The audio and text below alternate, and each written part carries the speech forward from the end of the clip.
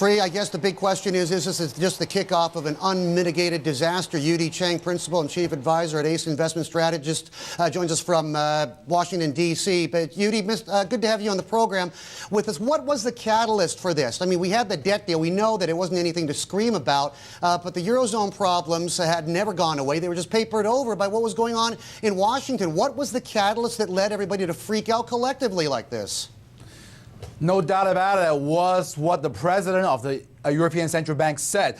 Basically, in a short 3 days, it seems to be there's a policy change at the ECB. Rather than tightening rates, it seems like they will be lowering interest rate. If that does happen, the US dollar is actually projected to be on a steady rise and sustainable uptrend against the euro currencies. If the dollar goes up, then that's going to hurt all the commodity prices, starting with the gold. And that's the major fundamental shift that potentially could happen, and that's what the traders are all talking about today. And a little bit of it, they'll start doing it and acting in that direction. Mm-hmm.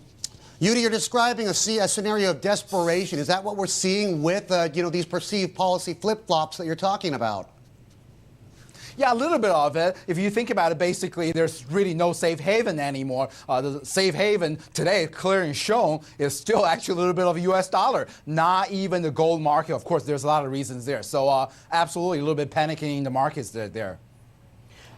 Yu-Dee, the critical question is payrolls. A lot of people are hanging their hats on a subpar number. If we do see that, that's going to set the tone for next week, and that could be negative.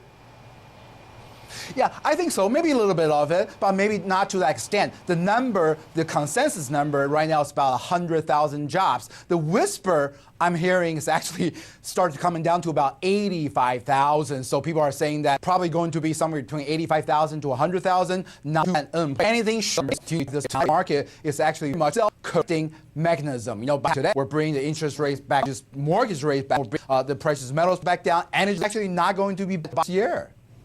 Mm-hmm. You're part of the bandwagon. I mean, you look at the advanced decline line. Let's flip it on its line. I mean, 9-1, the losers over the really rare winners on the session. I mean, even if you love stocks, I mean, if you're watching them being completely discombobulated, like a lot of these, you want to go with the momentum as long as the mood is so sour and not suffer more capital losses. Are you the parade is selling?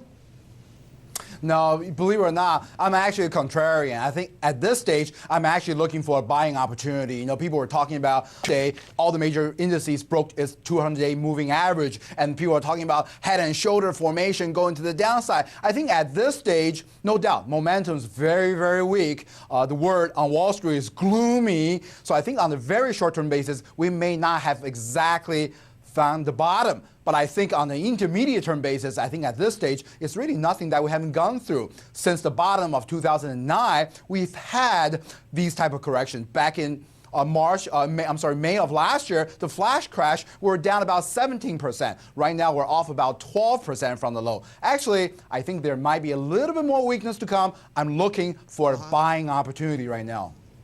Wow, what a contrarian. Takes a brave soul in these kind of waters, Yu-Dee. Okay, so you're looking for a perfect entry point, waiting for that nadir or that really bottom in the gully. What are you locked and loaded on? And what kind of names do you have in your scope right now? Fantastic question. I'm defensive. I think they're type of, I think they're offensive. Rich type is the multi-conglomerate or the multinational company because their revenue is projected to get it from all over the world, so they're a little bit less by the currency risk. So these are the type of companies I'm starting to stab at it. But believe it or not, also on the bank, not a recommendation, just my personal opinion, on the banks, I like U.S. banks, especially Bank of America at this price level. Wow, contrarian extraordinaire. Yu-Dee, you're a breath of fresh air in an otherwise dark and dank environment. We'll continue this chat in a little bit with Yu-Dee Chang from ACE Investment Strategist from D.C. I would like Yu-Dee Chang is back with us, Principal Chief Advisor at ACE Strategist from Washington, D.C. Yu-Dee, you know, you are looking for an entry point into the markets and playing the big contrarian on a day like this. The problem is people have gotten so used to this sort of an an environment. And now you've got a contagion that's not isolated. It's not an American problem. It's not just an Italian problem or a Spanish problem. It's very much a global problem. You know, we saw the kind of money that got parked in the mid tier of the Treasury market. What is the risk that that money becomes static and becomes stagnant and just kind of sits around there for a long, long time to come? You're not going to have people joining you in picking up bargains. Well, that is exactly the risk. I think the risk is right now the so-called risk trade is off. And that's why actually I am a contrarian, because sooner or later, exactly because of what you said, people are still looking for yield out there. So sooner or later, the risk trade is going to be back on again. But again, you know, I think I'm also a momentum player as well. So I really think at this stage, based on the momentum, there may be a little bit more downside to come. I'm thinking another 2 or 3%, but at that stage, I'm really willing to go in there and pick the right sectors and picking some issues that's actually at a value level. Okay, you got to take a microscope to this market to really gauge that entry point. Yu-Dee, we'll continue this chat throughout Squawk Box today. Much more analysis throughout the show, but right now let's get over to the NYSE. All right, joining Yu-Dee Chang in Washington, D.C., and myself, Jack Barugian, CEO of Index Futures Group. Join us from the CME, Chicago Merc. Jack, good evening to you. What a terrible, terrible day. Did you notice it? Was there any particular that was the catalyst? I mean, did somebody, it started in Europe. When did the pace really pick up over there?